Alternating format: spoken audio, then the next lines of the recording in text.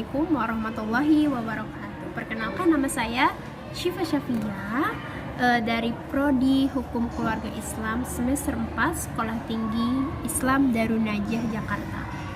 Di sini saya akan mempresentasikan sebuah makalah fikih siasah dengan tema kekuasaan politik dalam perspektif syariah. Apa saja sih yang akan kami bahas pada presentasi kali ini? Yang pertama, pengertian dari kekuasaan politik itu sendiri dan apa saja yang menjadi prinsip-prinsip dalam kekuasaan politik pada perspektif syariah.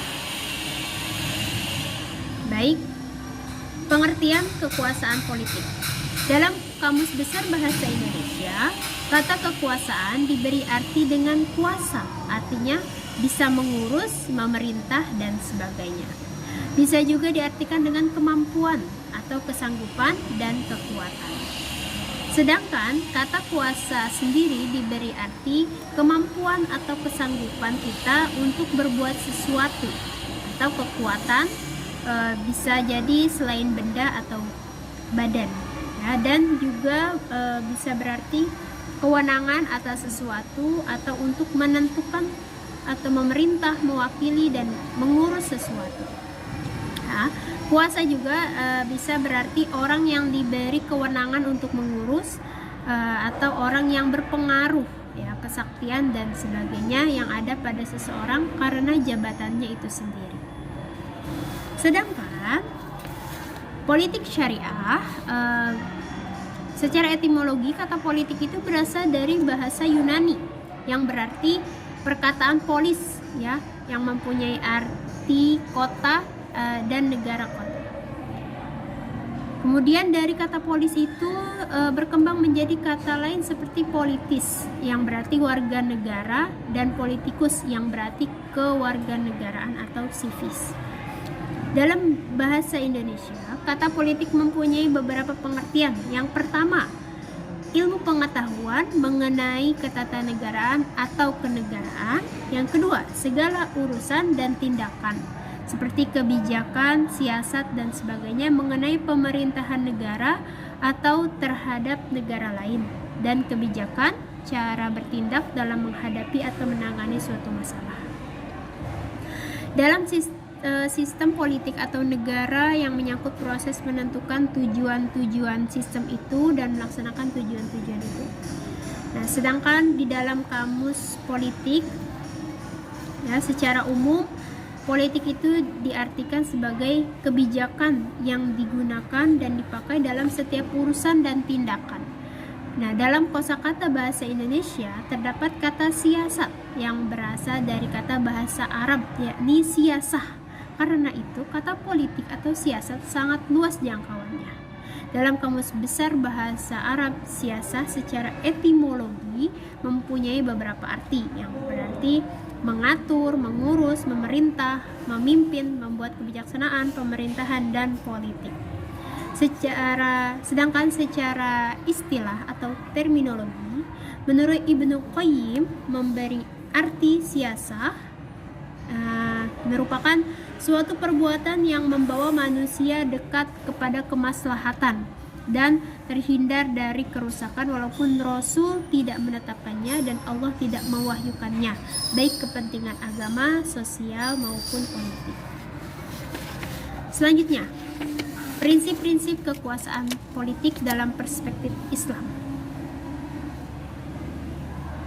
Dalam prinsip-prinsip siasah dan penyelenggaraan negara dalam Al-Quran dapat diformulasikan bahwa prinsip-prinsip dasar hukum politik Islam itu terbagi menjadi 5. Yang pertama, prinsip kedaulatan, prinsip keadilan, prinsip musyawarah dan ijma, prinsip persamaan, prinsip hak dan kewajiban negara, dan yang terakhir prinsip amar ma'ruf nahi munkar. Yang pertama, prinsip kedaulatan. Prinsip kedaulatan ini mempunyai kekuasaan tertinggi dalam suatu negara. Ya, kedaulatan yang mutlak dan legal adalah milik Allah. Dan kedaulatan tersebut dipraktekkan dan diamanahkan kepada manusia selaku khalifah di muka bumi ini. Prinsip ini di dalam Al-Quran tercantum di dalam surat Yusuf ayat 40. Bismillahirrahmanirrahim. Ma ta'buduna min dunihi illa asma'an sammaitumuha antum wa aba'ukum ma anzalallahu biha min sultan inil hukmu illa lillah amara alla ta'budu illa iya dzalika ad-dinul qayyim walakinna aktsaran nasi la ya'lamun. Yang artinya, apa yang kamu sembah selain Allah kecuali hanya menyembah nama-nama yang kamu dan nenek moyangmu membuat-buatnya. Allah tidak menurunkan suatu keterangan tentang nama-nama itu. Keputusan itu hanyalah kepunyaan Allah. Dia telah memerintahkan agar kamu tidak menyembah selain Dia. Itulah agama yang lurus, tetapi kebanyakan manusia tidak mengetahui. Selanjutnya, prinsip yang kedua ialah prinsip keadilan. Di dalam Al-Quran surah An-Nisa ayat 58 disebutkan, Innallaha ya'murukum an tu'addul amanati ila ahliha wa idza hakamtum bainan nasi an tahkumu bil 'adl. Innallaha ni'ma ya'idukum bih. Innallaha kana sami'an basira.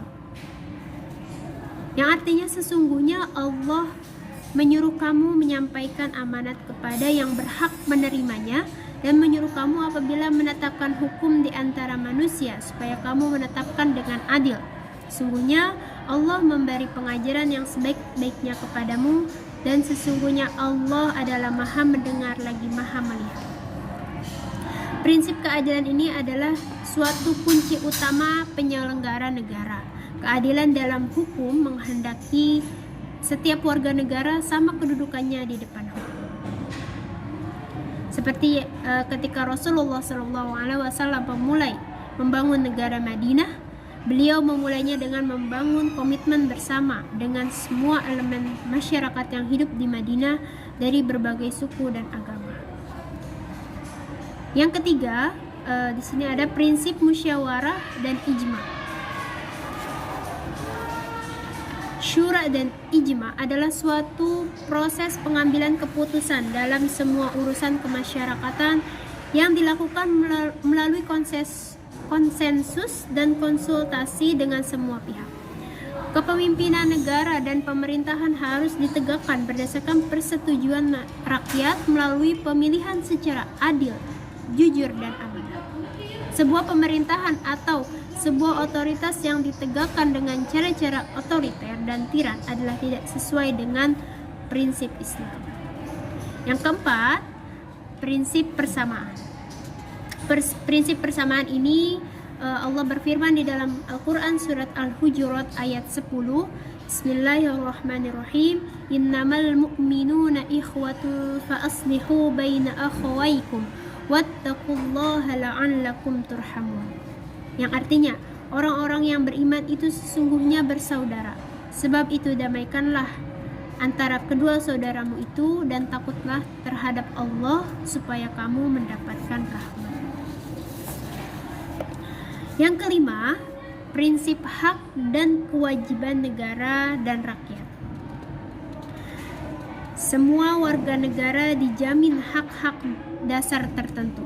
Menurut Subhi Masani dalam bukunya Arkan Hukuk Al-Insan, beberapa hak warga negara yang perlu dilindungi adalah meliputi jaminan terhadap keamanan pribadi, harga diri dan harta benda, kemerdekaan untuk mengeluarkan pendapat dan berkumpul, kemudian hak untuk mendapatkan pelayanan hukum secara adil tanpa diskriminasi, dan hak untuk mendapatkan pendidikan yang layak, pelayanan medis dan kesehatan, serta keamanan untuk melakukan aktivitas-aktivitas ekonomi. Dan yang terakhir, prinsip amar ma'ruf nahi munkar. Dari prinsip ini, amar ma'ruf nahi munkar adalah sebuah mekanisme check and balancing dalam sistem politik Islam. Sistem ini terlembaga dalam ahlul hili wal aqdi atau parlemen, wilayat al-hisbah serta wilayat al-qadha. Seorang pemimpin dalam pandangan mayoritas Islam atau Sunni bukan seorang yang suci atau maksum, ya. Oleh karenanya sangat mungkin untuk dikritisi dan dinasehati. Kemudian peran amar ma'ruf nahi mungkar ini juga tidak hanya diemban oleh para lelaki mukmin, tetapi Islam juga membebankannya kepada para wanita mukminah. Sebagaimana firman Allah di dalam Quran surat At-Taubah yang artinya, dan orang-orang yang beriman, laki-laki dan perempuan, sebahagian mereka adalah menjadi penolong bagi sebahagian yang lain. Mereka menyuruh mengerjakan yang ma'ruf, mencegah yang mungkar, mendirikan sholat, menunaikan zakat, dan mereka taat pada Allah dan Rasul-Nya, dan mereka itu akan diberi rahmat oleh Allah. Sungguhnya Allah Maha Perkasa lagi Maha Bijaksana. Nah, dari atas dasar ini, maka sebagian ulama berpandangan bahwa wanita dapat bekerja sebagai anggota parlemen, karena fungsi parlemen pada hakikatnya adalah melakukan amar ma'ruf nahi mungkar atau check and balancing bagi penguasa. Jadi teman-teman, untuk kesimpulannya adalah prinsip atau suatu norma dapat dinilai yang bersifat universal dan disepakati semua orang. Prinsip-prinsip dasar hukum politik sangat diperlukan dalam rangka menjalankan sistem ketatanegaraan dalam Islam yang sangat dinamis dan bergerak dengan cepat. Kesemua prinsip dan nilai hukum politik Islam yang telah dibahas di atas telah terrealisir pada periode negara Madinah di bawah kepemimpinan Rasulullah SAW, sebagaimana telah terpatri dalam butir-butir pasal Piagam Madinah sebagai suatu kontrak perjanjian sosial untuk menetapkan persamaan hak dan kewajiban di antara semua komunitas. Mungkin cukup sekian yang dapat saya sampaikan. Terima kasih untuk segala perhatiannya. Wassalamualaikum warahmatullahi wabarakatuh.